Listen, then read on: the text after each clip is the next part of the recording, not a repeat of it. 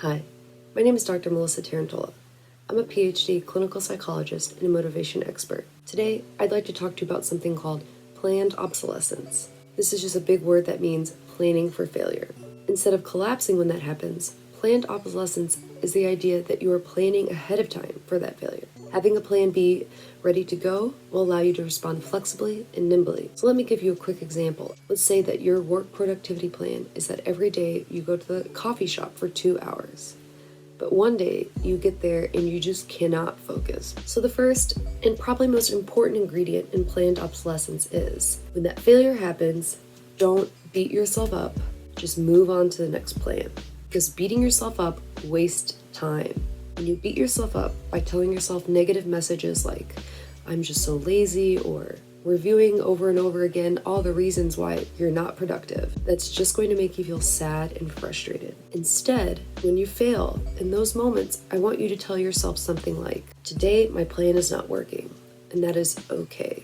I'm not going to feel guilty, and I'm not going to worry about why it's happening. I'm just going to move on to my plan B. The first thing I want you to do is when this video ends, go and write down a message that you can read in those moments when your plans are not working that will help you to feel less guilty.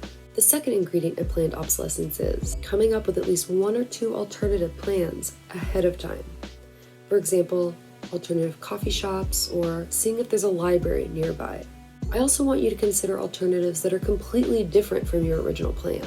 Finding a friend who you can sit next to while doing work. Or if your low motivation is due to burnout from doing too much work, your alternative plan might be to take a few hours to rest before going back. When this video ends, I also want you to generate a list of potential alternatives, calling your Plan B coffee shop and asking if they have plugs for your computer, or texting your friend to let them know that you might contact them in the near future to be your work buddy.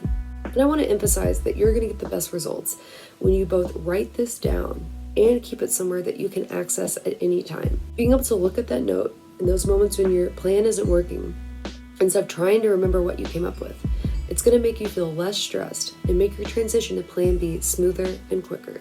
Alright, that's all for today. Thanks for taking time to watch this video, and good luck on your journey to improving motivation.